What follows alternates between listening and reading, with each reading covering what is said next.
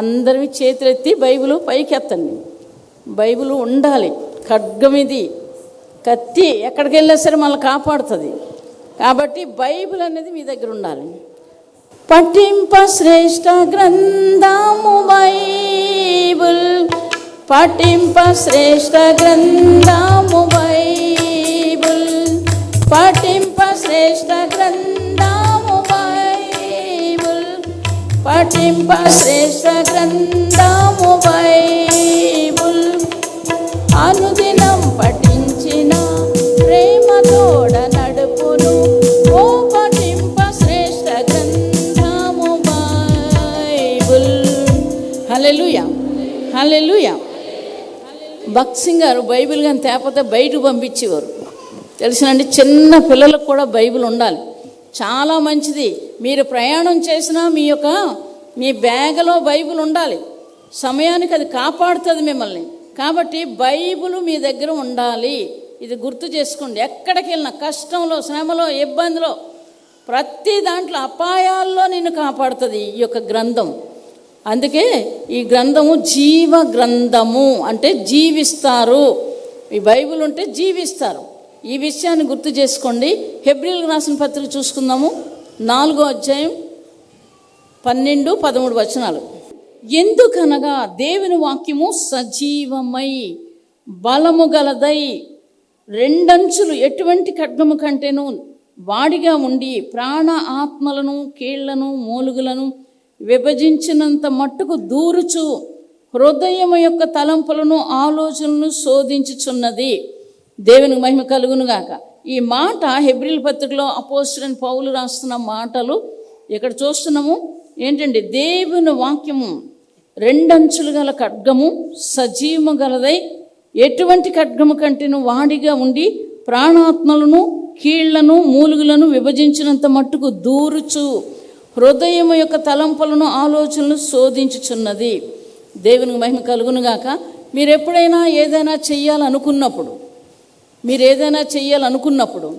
మీకంటే ముందు ఏమి మీ దగ్గరకు వస్తుంది చెప్తారు ఎవరైనా అనుభవాలు? వాక్యం, మన ఆలోచనలు ఎప్పుడు వస్తాయి? తర్వాత వస్తాయి. ముందు వాక్యం వినబడుతుంది. ఆ వాక్యం వినబడిన తర్వాత మనకేమనిపిస్తుంది? ఇది చెయ్యాలనుకున్నాను, దేవుడు నాకు ముందే ఈ వాక్యం ద్వారా నాతో మాట్లాడారని మీకు అర్థమవుతుంది. దేవునికి మహిమ కలుగునుగాక. ఇక ప్రాణము ఆత్మ చూసారండి. ప్రాణాత్మలను కీళ్లను మూలుగులను, అంటే మన శరీరంలో ఉన్న దుమ్ములను మూలుగులను విభజించినంత మట్టుకు దూరుచు హృదయం యొక్క తలంపులను ఆలోచనలను శోధించుచున్నది. మరియు ఆయన దృష్టికి కనబడిన సృష్టం ఏదీ లేదు. మనం ఎవరికి లెక్క ఒప్పజెప్పవలసి ఉన్నదో ఆ దేవుని కన్నులకు సమస్తమును మరుగులేక తేటగా ఉన్నది.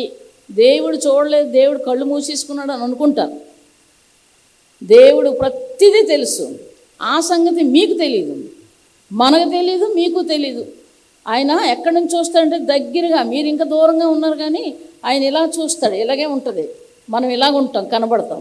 ఏం చేస్తున్నాం అంటే ఒక్కళ్ళైనా అనుకోవచ్చు. ఒక్కళ్ళని చూస్తారు, అందరినీ చూడగలడు ఆయన. తెలిసింది, అందరినీ చూడగలడు ఆయన. అందుకే ఆయన సమస్తము తేటగా కనబడుతుంది. ఈ విషయాన్ని గుర్తు చేసుకుని భయంతో బ్రతకాలి. మాట్లాడినప్పుడు, ఆలోచిస్తున్నప్పుడు ఏంటండి, ఎవరికైనా చచ్చిపోతామంటే భయమే. ఎవరికి భయం లేదు చెప్పండి? ఎప్పుడో నేను చనిపోయిన తర్వాత దేవుని రాజ్యంలో ఉంటాను. అవును, దేవుడు రక్షించాడు. రక్షణ అనేది మనకి ఇచ్చాడు. కాబట్టి నువ్వు దేవుని బిడ్డవైనప్పుడు దేవుని దగ్గరికి వెళ్తావు. ఏంటండి, ఇప్పుడు మీరు అందరు ఇక్కడికి వచ్చారు, మీ ఇంటికి వెళ్ళాలి. మీ ఇంటికి వెళ్తారా? పక్క వాళ్ళ ఇంటికి వెళ్తారా? మీ ఇంటికి వెళ్తారు. ఎన్ని రోజులు వెళ్తారు? మీ ఇంట్లో ఉంటారు ఒక 100 సంవత్సరాలు, లేకపోతే 70-80 సంవత్సరాలు ఉంటారు. తర్వాత శాశ్వతమైంది, యుగాలు ఉండవలసిన రాజ్యం ఒకటి ఉన్నది, అక్కడికి వెళ్ళాలి. అది జాగ్రత్తగా గమనించుకొని ఈ లోకంలో దేవుడి పని ఏంటుందో, నా పని ఏంటంటే నేనేం చెయ్యాలి, నేను ఏ విధంగా బ్రతకాలి అని ఆలోచించుకొని దేవునికి భయపడడం నేర్చుకోవాలి. దేవునికి మహిమ కలుగునుగాక. హల్లెలూయా.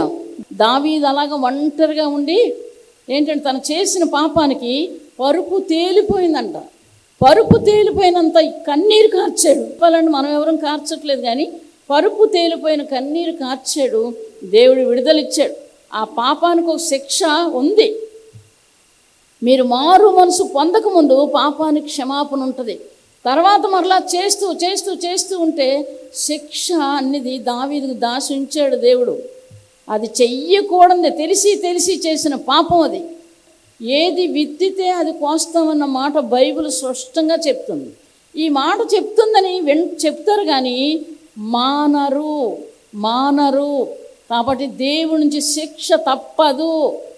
ఏంటండి వేషధారణ, గొప్పలు, డంబాలు, చూసారండి ఇటువంటి ఎవరైనా చూడాలి నన్ను, ఇవన్నీ కూడా మంచి కావు, దేవునికి ఇష్టం లేదు, సాతానుడికి ఇష్టం. ఏంటండి సాతానుడికి ఇష్టం.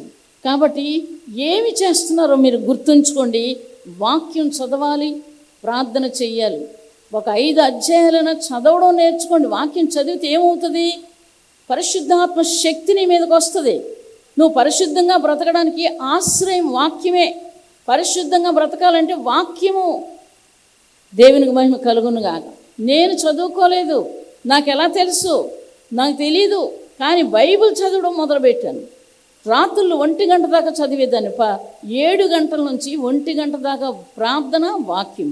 ప్రభా, నేను ఎక్కడికి వెళ్ళినా సరే ఈ మాటలు నా హృదయంలో ఉండాలి, ఇవి జ్ఞాపకం ఉండాలి, నేను మాట్లాడేటప్పుడు అవి బయటికి రావాలి అని ప్రార్థన చేసినప్పుడు చల్లటి గాలి ఇలా ముసుగేసుకుంటే నా ముఖానికి తగిలేది గాలి. పరిశుద్ధాత్మ దేవుడు నింపడము. దేవునికి మహిమ కలుగునుగాక. హల్లెలూయా.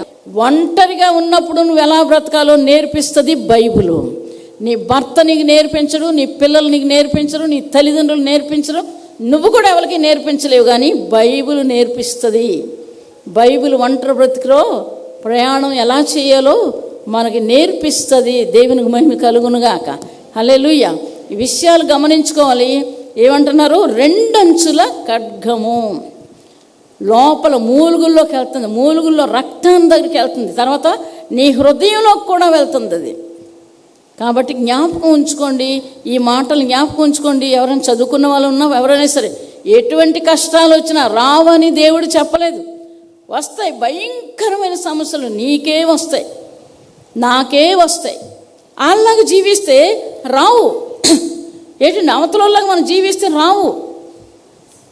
కానీ వాళ్ళకి ఏం దొరకదు? వాళ్ళ కష్టాల్లో, వాళ్ళ ఇబ్బందుల్లో, వాళ్ళ శ్రమలో సహాయం దొరకదు. చెప్పుకుంటా పోతారు, ఇలాగ దేవుడిని తోడై ఉన్నాడు, అదండి ఇదండి అన్నీ చెప్తారు, కానీ వాళ్ళు జీవించరు. జీవించడం నేర్చుకోవాలి. అంటే ఏంటి?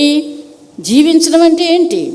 పరిశుద్ధత, యథార్థమైన జీవితాలు, నిర్దోషమైన జీవితాలు ఎప్పుడైతే జీవిస్తారో అన్నీ దేవుడు మీకు తెచ్చిస్తాడు మీ దగ్గరికి.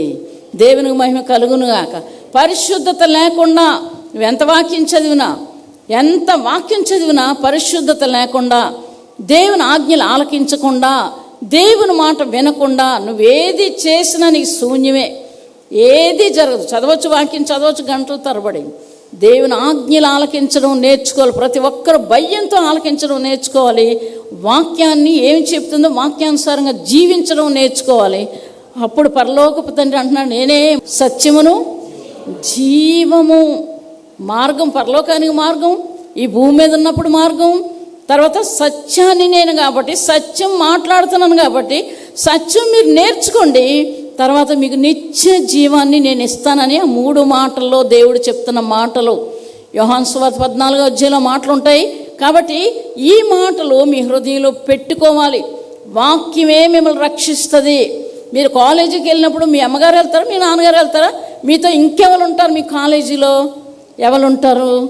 దేవుడు ఉంటాడు. అందరూ ఒంటరి బ్రతుకులు బ్రతకవలసిందే, కానీ ఎవరిని తోడుగా తెచ్చుకోవాలి? మీ అమ్మగారినా, మీ నాన్ననా, మా నాన్ననా, మా అమ్మనా, మా బిడ్డలనా?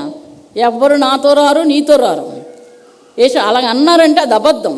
ఈ విషయాన్ని మీరు గమనించుకొని మీ హృదయంలో వాక్యము ఉండాలి. మరి ముఖ్యంగా పిల్లలకు చెప్తున్న వాక్యం మీరు ఎప్పుడైతే పట్టుకుంటారో మీరు ఆకాశానికి వెళ్ళిపోండి, అరణ్యంలో ఉండండి, మీకేమీ అవ్వదు. దేవునికి మహిమ కలుగునుగా. ఎన్నో కొండల్లోకి వెళ్ళాం మేమైతే. ఏంటంటే నీటిలో పడి కూడా ప్రయాణం చేసాం. ఇక్కడికి వచ్చేసాయి నీళ్ళు, ఆ నీళ్ళు తులితే ఇక్కడికి వచ్చేసాయి నీళ్ళు. నీటిలో ప్రయాణం చేసి అవతల ఒడ్డుకి వెళ్ళాం. అటువంటి ప్రయాణాలు కూడా చేసాం. దేవుడు కాపుదల మనకు లేకపోతే ఎందుకు కాపుదల ఉండదు? సరిగ్గా లేకపోతే కాపుదల ఉండదు. నువ్వు ఉన్నావంటే నీకు ధైర్యంగా ఉంటుంది. పర్వాలేదు, ఇప్పుడు చచ్చిపోయినా నేను దేవుని రాజ్యంలో ఉంటాను, దేవునికి మహిమ కలుగునుగాక, ఆ ధైర్యం అయితే ఉంది. కానీ కొన్ని సమస్యలు ఉన్నాయి కాబట్టి ఒక్కోసారి భయం వేస్తుంది. కానీ అది కూడా ధైర్యం వచ్చేసి ఏం చేస్తాను, నీకే అప్పచెప్తున్నాను, నేనేం చేయను. ఒంటరిగా నా ప్రయాణం సాగింది. ఏంటండి, చిన్నప్పుడు కూడా చాలా కష్టపడ్డాను. తర్వాత 9 ఏళ్ళ నుంచి తర్వాత నాకు మ్యారేజ్ అయ్యాక ఒంటరిదాన్ని అయిపోయాను.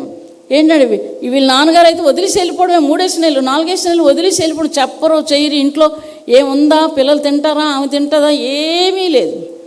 అటువంటి భయంకరమైన పరిస్థితుల్లో దేవుడు నన్ను తీసుకెళ్ళరు, సజీవురాలుగా నన్ను ఉంచాడు దేవుడు. దేవునికి మహిమ కలుగునుగాక. హల్లెలూయా. ఇంకా ఇర్మియా గ్రంథం చూసుకుందామండి. 23వ అధ్యాయం 28వ వచనం. కల కనిన ప్రవక్త ఆ కలను చెప్పవలెను, నా వాక్కు, జాగ్రత్తగా ఆలకించండి, నా వాక్కు ఎవనుకుండునో వాడు సత్యమును బట్టి నా మాట చెప్పవలెను. ధాన్యముతో చెత్తకు ఏమి సంబంధము? ఇదే యెహోవా వాక్కు. నా మాట అగ్ని వంటిది కాదా, బండను బద్దలు చేయి సుత్తి వంటిది కాదా? దేవునికి మహిమ కలుగునుగా. చాలామంది నిర్లక్ష్యం చేస్తారు వాక్యం అంటే.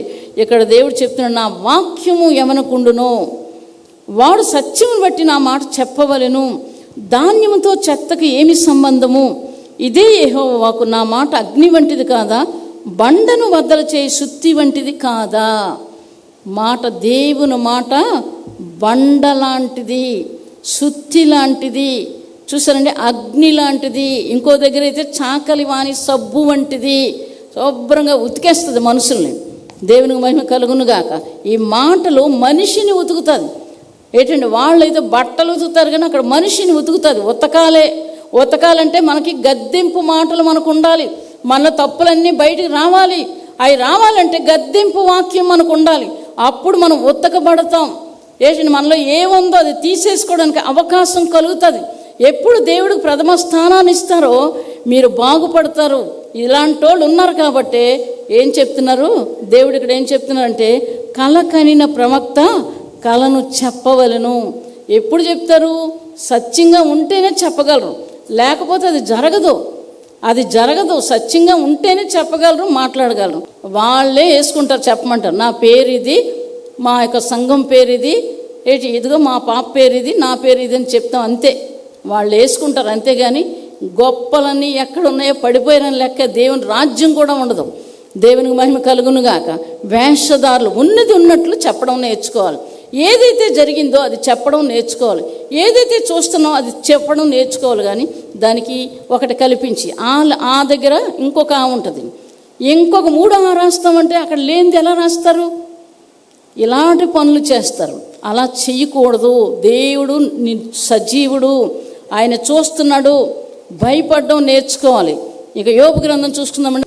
15వ అధ్యాయం 11వ వచనం.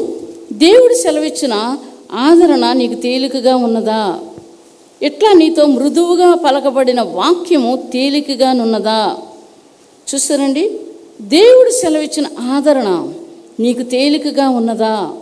ఇట్లా నీతో మృదువుగా పలకబడిన వాక్యము తేలికగా ఉన్నదా? జాగ్రత్త, తేలికగా చేసుకోకూడదు. కొంతమంది కిందనేముందో చూడరు, బైబిల్ తన్నుకొని వెళ్ళిపోతారు. భయం లేనోళ్ళు, దేవుడు లేనోళ్ళు, భయం లేనోళ్ళు. కాబట్టి దేవుని మాట నీకు తేలికగా ఉందా? ఇది ఈ భూలోకం అంతా ఇచ్చినా సరే ఇటువంటిది దొరకదు. చాలామంది చాలా ఉన్నాయి అబద్ధాలు. నేను కూడా చేశానండి. ఏంటండి, నెలల తరబడి, సంవత్సరాల తరబడి, పొద్దున్నుంచి సాయంకాలం దాకా ఉపవాసం ఉండి, ఏంటంటే ప్రత్యక్షం అవుతాడు, ఏదో ఒకటి చెప్తాడు. మనిషితో మాట్లాడుతున్నాడు. దేవుడు అన్నాడు మనిషితో మాట్లాడాలి, ఉంటాడు కదా. దేవుడు అన్నాడు ఉంటాడు కదా. తర్వాత పిల్లలకి ఏమైనా రోగం వచ్చేసేది, ఏమైనా భయంతో చేసేదాన్ని. పొద్దున్నుంచి కూడా కనీసం ఉమ్ము కూడా నేను మింగేదాన్ని కాదు. అలాగ నేను నిష్ఠతో చేశాను. దేవుడు నిజమైన దేవుడు నాతో మాట్లాడారు. దేవునికి మహిమ కలుగునుగాక. ఈ భూమి మీద ఎవరైనా మాట్లాడతారంటే దేవుడు అన్నటువంటి వ్యక్తి యేసుక్రీస్తు ప్రభు మాత్రం మాట్లాడతారు. దేవునికి మహిమ కలుగునుగాక. హల్లెలూయా. ప్రపంచం అంతట్లో ఏంటండి, డాక్టర్లతో, లాయర్లతో, జడ్జీలతో, కలెక్టర్లతో, అధికారులతో కూడా మాట్లాడతాడు. దేవునికి మహిమ కలుగును గాక. ఒక ఆయన చెప్పారు కదా ఇక్కడ సాక్ష్యం, ఆయన ఏం చేశాడట, ముందే ఈయన మరణశిక్ష విధించారు. ఆ విధించేసి ఇంటికి వెళ్ళిపోయి చనిపోయాడు ఆయన. అది వాళ్ళ మరణశిక్ష కాదు, దేవుడు జీవింపజేయ ఆత్మను వాళ్ళకి ఇచ్చాడు. ఎప్పుడైతే ప్రభువుని నమ్ముకొని అతని ద్వారా 60 మంది, ఆరుగురు మొత్తం మీద బస్సులో అందరూ చనిపోయారని చెప్పారు. అంతమంది చనిపోయారు కాబట్టి తీసుకెళ్ళి ఏం చేసేసారు, జైల్లో వేసి మరణశిక్ష విధించారు. అది దేవుని చిత్తం కాదు. ఈలోగా ఉన్న కొద్ది దినాల్లోనే వాళ్ళు అక్కడ ఎవరో సువార్త చెప్తే మారిపోయారు. మేము పాపులు అని మారిపోయి కన్నీరు కార్చి పాపాన్ని ఒప్పుకొని విడిచిపెట్టారు. దేవుడు రూల్ మార్చేశాడు. చూసారా, మరణాన్ని తీసి జీవాన్ని ఇచ్చాడు. యావజ్జీవ ఖైదీలుగా అక్కడ ఉండి భయంకరమైన ఖైదీలు, రాజమండ్రి జైలు ఖైదీలకి వీళ్ళు ఎప్పుడైతే సువార్త చెప్తున్నారో అవతలలో మారిపోయి ఈయన టైలరింగ్ చెప్పడం, అక్కడ నేర్పించడం, వాళ్ళు షాపులు పెట్టి బయటకు వచ్చి బ్రతుకుతున్నారు. 10 మందిని 20 మందిని ఏంటంటే 5గురిని 6గురిని 9గురిని చంపేసినటువంటి వ్యక్తులు మారుతున్నారు. వీళ్ళు మేము వెళ్ళిపోతున్నాం బయటికి, దేవుడిని నమ్ముకొని దేవుడు మమ్మల్ని విడిపిస్తున్నాడు, మీరు ఎప్పుడు వస్తారంటే మేమైతే రాము, ఈ జైల్లో ఉంటాం, నీలాంటి వాళ్ళని మార్చడానికి జైలే మాకు చాలని అడుగుతున్నారు. అది అలాంటి జీవితం జీవిస్తారు. ఎవరన్నా ఒక 100 రూపాయలు లేకపోతే డబ్బులు లేవని ఏడ్చి చచ్చిపోతాం అన్న రకాలు ఉన్నారు. ఏంటండి, వాళ్ళు కుటుంబస్తులందరూ కూడా చనిపోయారు, ఇటు అటు కూడా చనిపోయారు. వాళ్ళిద్దరూ మాత్రం జైల్లో ఉండి మంచిగా అనేకులు మారుస్తున్నాడు. దొంగతనం, మళ్ళీ హత్యలు కానీ, మాటలు కానీ, తాగుడు కానీ అటువంటి వారు నోటంబట రాకుండా పవిత్రంగా బ్రతుకుతున్నారు. కావలిస్తే మీరు ఈ చూపులో చూడండి వాళ్ళ సాక్ష్యాలు, పలానా వ్యక్తి ద్వారా మేము మారాము. దేవుడే మనుషులు మార్చగలడు. దేవునికి మహిమ కలుగును గాక. ఆయన ఏదైనా చేయగలడు, చేస్తాడు. ఆయన నమ్మడం నేర్చుకోవాలి. నమ్మితే దేవుని మహిమను చూస్తాము. దేవునికి మహిమ కలుగును గాక. హల్లెలూయా, హల్లెలూయా. దేవుడు ఏదైనా చేస్తాడు. దేవునికి మహిమ కలుగును గాక. ఇంకో మాట చూసుకుందామండి. 119 కీర్తన గ్రంథం 25వ వచనం. మంటిని హత్తుకొనిచున్నది, నీ వాక్యము చేత నన్ను బ్రతికించుము. అంటే ఏంటి, నేను చావడానికి సిద్ధంగా ఉన్నాను అంటే, మన్ను అంటే ఏంటి, నన్ను చావడానికి సిద్ధంగా ఉన్నాను, నన్ను మంటిలో పెడతారు, అలాగుంది నా పరిస్థితి. అయితే ఇక్కడ ఏం చెప్తున్నాడు, నీ వాక్యము చేత నన్ను బ్రతికింపుము. దేవునికి మహిమ కలుగును గాక. హల్లెలూయా, హల్లెలూయా. దేవుడు ఎంత గొప్ప కార్యాలు దేవుడు చేస్తాడు. దేవునికి మహిమ కలుగును గాక. ఇంకో మాట చూసుకుందామండి. కీర్తన గ్రంథం 119 అధ్యాయం 130. నీ వాక్యం వెల్లడి అగుడుతోడనే వెలుగు కలిగెను, అవి తెలివి లేని వారికి తెలివి కలిగించును. తెలివి లేని వారిని చదువు రానోరు అవ్వచ్చు, లేకపోతే అమాయకులు అవ్వచ్చు, లేకపోతే ఇంకేదైనా అవ్వచ్చు. కానీ వాళ్ళకి ఏం చేస్తాడు, తెలివి లేని వారికి తెలివి కలిగించును. దేవునికి మహిమ కలుగునుగాక. హల్లెలూయా. దేవుడు తెలివి లేని వారికి తెలివి కలిగించను. ఈ మాట నమ్ముకోవడం నేర్చుకోవాలి. వాక్యం ఉంది కదా, నేను పరీక్షలు రాస్తున్నాను, లేకపోతే నాకు ఒక పెద్ద ఉద్యోగం రావాలి, లేకపోతే ఇంకేదో ఆరోగ్యం కావాలి, లేకపోతే వివాహం జరగాలి, లేకపోతే ఇంకేదో జరగాలి. అయితే నేను ఎక్కడికి వెళ్ళాలని అనుకుంటారు. దేవుని వాక్యం దగ్గరికి వెళ్తే ఏం చెప్తుంది, వాక్యం వెల్లడగుడుతోనే వెలుగు కలిగెను, అవి తెలివి లేని వారికి తెలివి కలిగించును. నమ్మడం నేర్చుకోవాలి. కాబట్టి ఈ విషయాలు గుర్తుంచుకోండి. తెలివి లేని వారికి తెలివి కలిగించెను. యోహాను సువార్త చూసుకుందామండి, 1-6 వచనాలు. ఆదియందు వాక్యముండును, వాక్యము దేవుని యొద్ద ఉండెను, వాక్యము దేవుడయుండెను, ఆయన ఆదియందు దేవుని యొద్ద ఉండెను, సమస్తమును ఆయన మూలముగా కలిగి ఉన్నది ఏది ఆయన లేకుండా కలగలేదు. ఆయనలో జీవముండును, ఆ జీవము మనుషులకు వెలుగయ్యుండెను, ఆ వెలుగు ఏం చేస్తుంది, చీకటిలో ప్రకాశించుచున్నది కానీ చీకటి దాన్ని గ్రహింపకుండును. దేవునికి మహిమ కలుగునుగాక. ఆదియందు వాక్యముండును, వాక్యం ఏమైంది, దేవుని యొద్ద ఉండును, వాక్యమే ఏమైంది, దేవుడై ఉన్నారు.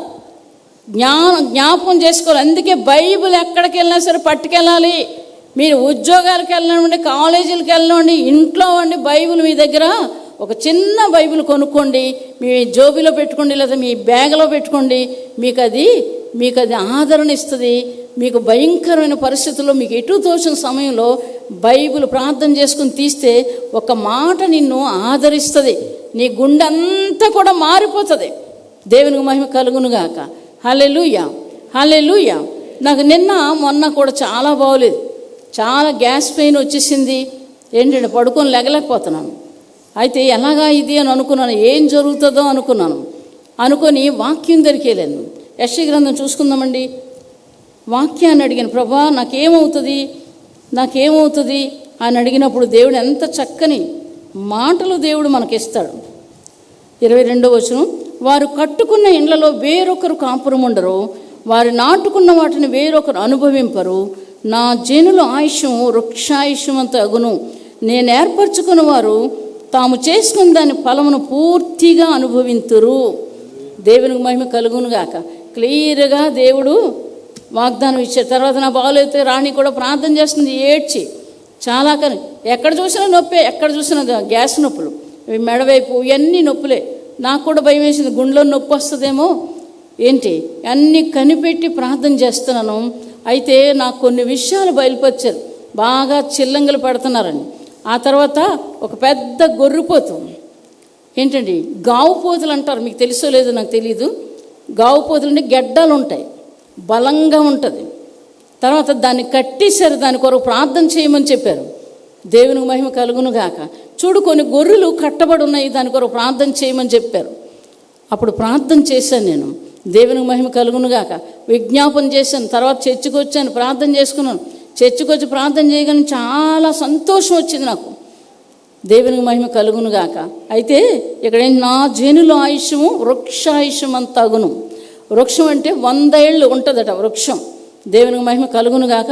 ఒక ఆయన చెప్తున్నాడు, మా తరతరాల ముందు నుంచి కూడా మాకు టేకు చెట్లు ఉన్నాయమ్మా, అది ఇప్పుడుది కాదు, 5 చెట్లు ఉన్నాయి, తరతరాలకు ఎన్నో సంవత్సరాల నుంచి మా తాత ముత్తాతల దగ్గర నుంచి కూడా ఉన్నాయంటే ఎన్ని సంవత్సరాలు ఉన్నాయో మరి అలా చెప్తున్నారు. బైబిల్ వాక్య ప్రకారంగా వృక్షాయుషం 100 సంవత్సరాలు. దేవునికి మహిమ కలుగునుగాక. హల్లెలూయా, హల్లెలూయా. కాబట్టి జాగ్రత్త, దేవుని వాక్యము ఎలాగ ఆదరిస్తుందో చెప్పగలనా, దేవుని మాటలు చెప్పగలనా అనుకున్నాను. నువ్వు వాక్యం చెప్తావు అని చెప్పారు. ఒక గొర్రె పిల్ల నా దగ్గరికి వచ్చి నన్ను ముద్దు పెట్టుకొని నీకేమీ అవదని చెప్తున్నారు. ఎంత సంతోషం అండి. దేవునికి మహిమ కలుగునుగా. ఆయన ప్రేమిస్తే మీతో అడుగడుగున నిమిషం ప్రతి నిమిషం మాట్లాడతారు మీతోటి. దేవుడు అంత గొప్ప దేవుడిని కలిగి ఉన్నాం. బైబిల్ అంత విలువైంది. బంగారం కంటే, అన్ని విషయాలు, భూముల కంటే, పొలాల కంటే, మనుషుల కంటే, ఏంటండి విమానాల కంటే, అన్నిటికంటే విలువైంది వాక్యము. దేవునికి మహిమ కలుగునుగాక. కాబట్టి వాక్యాన్ని పట్టుకొని మీరు అడగండి, ప్రార్థన చేయండి. ప్రభు నాతో మాట్లాడని అడిగితే దేవుడు తప్పకుండా మాట్లాడతారు. కొన్నేళ్ళ క్రితం ఒక ఆమె వచ్చి పరిశుద్ధాత్మ నీకు లేరు అని అన్నది. పరిశుద్ధాత్మ లేకపోతే ఇంకెందుకు, నేను ప్రభు దేవుని రాజ్యంలో ఉండాలని చిన్నప్పటి నుంచి అవి చేశాను, అక్కడ మాట్లాడలేదు. అయితే నీ దగ్గరికి వస్తే కాలాంతమందు నీ వంతులో ఉంటావని మాట్లాడేవు, ఈ పిల్ల ఏంటి ఎలాగంటుంది అనుకున్నాను. బొల్లై కాలేజీ దగ్గర, అక్కడ ఇంజనీర్ కాలేజీ దగ్గర అక్కడ నిలబడ్డది. నేను వచ్చేస్తున్నా, పరిశుద్ధాత్మ లేరు, మీకు ఇంటికి వెళ్ళిపోయాను, పరిశుద్ధాత్మ లేకపోతే మీరు నాకు వద్దు అనేసి నేను అనపోసరికి మరలా నాకు జ్వరం విపరీతంగా వచ్చేసింది. విపరీతమైన జ్వరం వచ్చేసింది, కింద లెగలేకపోతున్నాను. అయితే నేను ఏడుస్తున్నాను, ఏడ్చి ప్రార్థన చేస్తున్నాను. ప్రభా నిజంగా నువ్వు నాతో మాట్లాడేవు అనేకసార్లు, కానీ పరిశుద్ధాత్మ నాకు ఉందో లేదు, ఇప్పుడు మాట్లాడాలి మీరు అని కన్నీరు కారుస్తున్నాను. జ్వరం తగ్గలేదు, బాగా విపరీతంగా ఉంది. మరి నాకు 5 దినాల్లో చేసిన లేరు. ఆ జ్వరం ఉన్నా నేనే మెల్లిగా లేచి వంట చెయ్యాలి. పిల్లలకు వంట చేసేదని తినేదని కాదు, మళ్ళీ మంచం మీద పడిపోయేదని. అలాగా ఆ సమయంలో నేను ప్రార్థన చేసి 91 కీర్తన 9వ వచనం, మహోన్నతుడైన దేవుని నువ్వు నివాస స్థలంగా చేసుకొని ఉన్నావని వాక్యం వచ్చింది. దేవుని మహిమ కలుగునుగా. చాలా సంతోషమై మరలా లేచిపోయి మంచం మీద లేచిపోయి కిందకి దిగి మోకాళ్ళు వేసి ప్రార్థన చేస్తుండగా నా జ్వరం తగ్గిపోయింది. అప్పటి నుంచి నాకు ధైర్యం. దేవునికి మహిమ కలుగునుగా. ఈ ఉదయం కూడా నేను ప్రార్థన చేశాను, అదే వాక్యం మరలా నాతో వచ్చింది. మహోన్నతుడైన దేవుని నివాస స్థలంగా చేసుకుని ఉన్నావని. ఎంత సంతోషం, ఎంత సమాధానం. ఎవరిస్తారో, ఎవరు ఇవ్వగలరో? ఈ భూలోకాన్ని ఏలినటువంటి వ్యక్తి ఒక మనిషిని రక్షించలేడు. ఏంటంటే అలాగ అన్నారంటే వాళ్ళు ఏదో ఒకటి చేస్తారు, స్వార్థం కొరకు ఏదో ఒకటి చేస్తారు. దేవుణ్ణి కలిగిన బిడ్డలు నిజంగా కలిగి ఉంటే వాళ్ళు అలా చెయ్యరు. నిజంగా దేవుని కలిగి ఉంటే అలా చెయ్యరు. చాలామంది ఉన్నారు దేవుని కలిగే ఉన్నామని చెప్తున్నారు, వాళ్ళు ఇష్టానుసారంగా జీవిస్తున్నారు. ఇష్టానుసారంగా జీవించడానికి దేవుడు మనల్ని రక్షించలేదు. ఆయన వెండి బంగారాలతో మనల్ని కొనుక్కోలేదు, కానీ ఏంటంటే గొర్రె పిల్ల రక్తము, నిర్దోషము నిష్కళంకము, ఏంటంటే ఏ పాపం లేనటువంటి గొర్రె పిల్ల రక్తంతో మనల్ని కొనుక్కున్నారు. ఈ విషయం జాగ్రత్తగా చూసుకోవాలి, జాగ్రత్తగా జీవించాలి. ఇక మత్తయి సువార్త చూసుకుందామండి, 24వ అధ్యాయం. ఆకాశం భూమియు గతించును కానీ నా మాటలు ఏమాత్రమును గతింపు. భూమి ఆకాశాలు గతించిపోతాయి, బైబిల్ మాటలు ఎప్పుడూ గతించిపో. నేను చచ్చిపోతాను, ఇంకా గోతులోకి వెళ్ళిపోతాను, ఏంటంటే నా పని అయిపోయింది అనుకుంటాం. ఆ సమయంలో దేవుడు వాక్యాన్ని పంపించి నిన్ను లేపుతాడు. ఎంతోమంది జీవితాల్లో లేపాడు దేవుడు. నేను అలాగే అనుకున్నాను, చచ్చిపోతాను, నేను బ్రతకనని, క్యాన్సర్ వచ్చినప్పుడు. కానీ దేవుడు తన మాటనిచ్చి నన్ను బ్రతికించాడు. దేవునికి మహిమ కలుగును గాక. ఆ గొప్ప దేవుని వాక్యం ఎంత విలువైందో. ఏంటండి, డబ్బులు బంగారం బీరువాలో పెట్టి దాచుకుంటాం. ఏంటండి, ఎవరైనా దొంగలు కొట్టేస్తారని జోబీలో పెట్టుకుని జాగ్రత్తగా డబ్బులు పట్టుకెళ్తాం. అవి కాదు, ముందు దేవుని వాక్యం నీ దగ్గర ఎప్పుడైతే ఉంటుందో ఆ వాక్యం నిన్ను రక్షిస్తుంది, నీ ప్రాణాలు విడిపిస్తుంది. మనుషులు ఎవరు విడిపించలేరు. ఇది మాత్రం ప్రార్థన చేస్తారు అంతే. నీతిమంతుల ప్రార్థన ఆలకిస్తాడు ఆయన. ఏదైనా ఏం చేయగలరు? మన పిల్లల కొరకు ఎంతోమంది సాక్ష్యాలు చెప్పారు. అది నేను చేశానా? దేవుడు చేశాడు. దేవునికి మహిమ కలుగును గాక. దేవుడు చేస్తాడు, ఏదైనా చేయగలడు నీ కోసం. నువ్వు కరెక్ట్గా ఉండడం నేర్చుకోవాలి. డబ్బు కోసం ఆశపడడం, ఎటు పొలాల కోసం, ఇల్లు కోసం, వాటి కోసం ఆశపడడం, ఇలాగ ఆశపడి దేవుని కార్యాలు చేయకపోవడం, దేవుని మాట వినకపోవడం, ఇష్టానుసారమైన జీవితాలు జీవించిన వాళ్ళకి దేవుడు లేడు. వాళ్ళు అనుకుంటా బైబిల్ చదువుతున్నావు, ప్రార్థన చేస్తున్నావు. నీ హృదయం మారాలి. నీ హృదయం మారు మనసు పొందాలి. అప్పుడు దేవుడు నీ దగ్గర నిలబడతాడు. దేవునికి మహిమ కలుగునుగా. మీకు తెలీదు, కొన్నిసార్లు తెలియపరుస్తాడు, మీ దగ్గర మీతో కూడా ఉంటాడు ఆయన. ఇది నా అనుభవం, చాలామంది సేవకుల అనుభవం. కాబట్టి ఈ విషయాలు గమనించుకోండి. ఆది యందు వాక్యము ఉండును, వాక్యము దేవుని యొద్ద ఉండును, ఆ వాక్యము దేవుడై ఉండెను. వాక్యం ఏమైందండి? దేవుడై ఉన్నాడు. ఈ దేవుడు నీతో ఉండాలి. ఇది మాత్రం గమనించుకోవాలి. ఇష్టానుసారమైన జీవితాలు జీవించడానికి బైబిల్ కాదు. ఏంటంటే ఇంట్లో ఒక మాట, బయట ఒక మాట, చర్చిలో ఒక మాట, ఇటువంటి మాటలకు దేవుడు కాదు. ఏంటంటే నాకు ఇన్ని కష్టాలు ఉన్నాయి, ఎప్పుడు విడిపిస్తారు? ఆయన తెలుసు, నీకు ఏ కష్టం ఉందో ఆయన తెలుసు.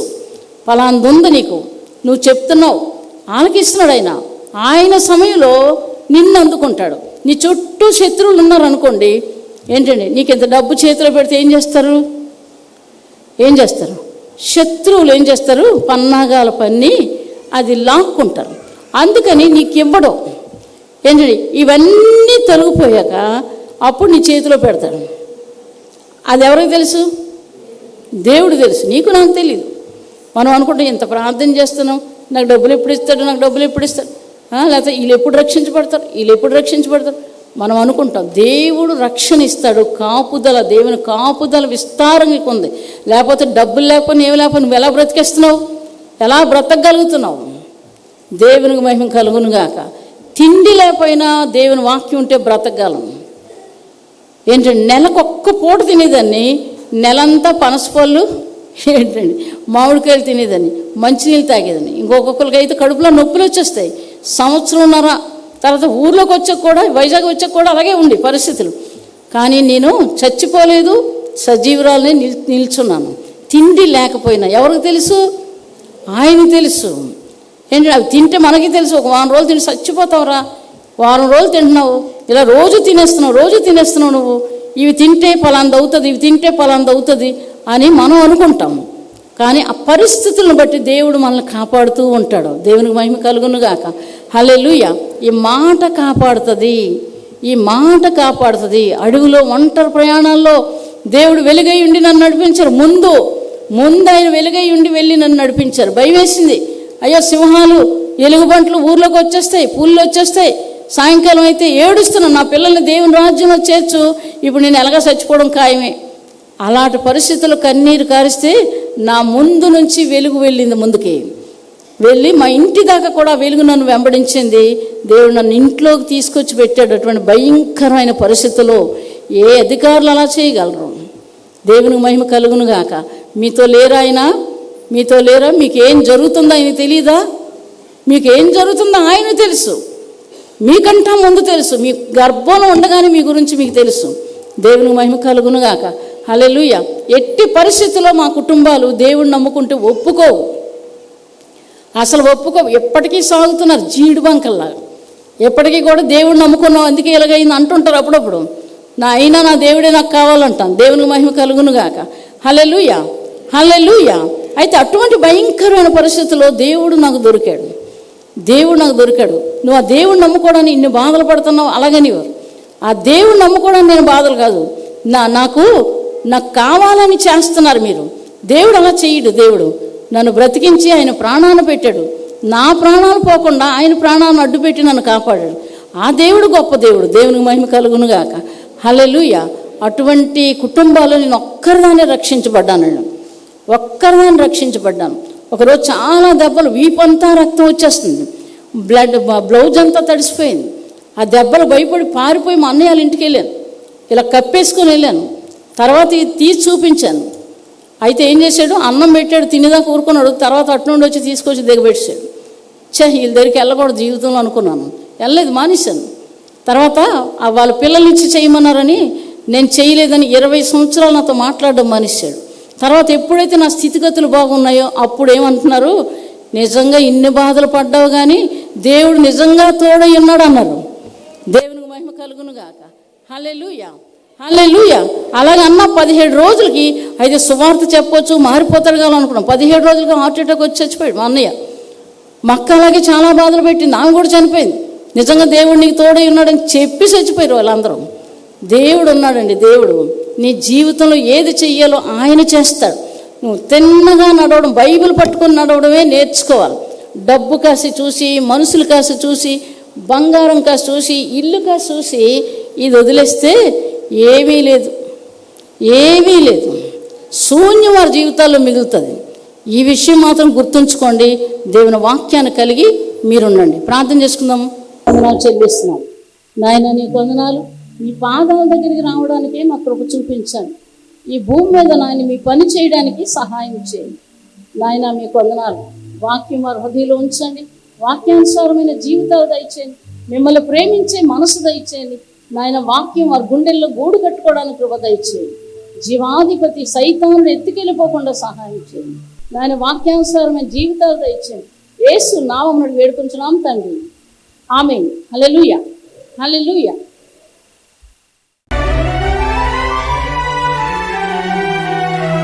ఆశల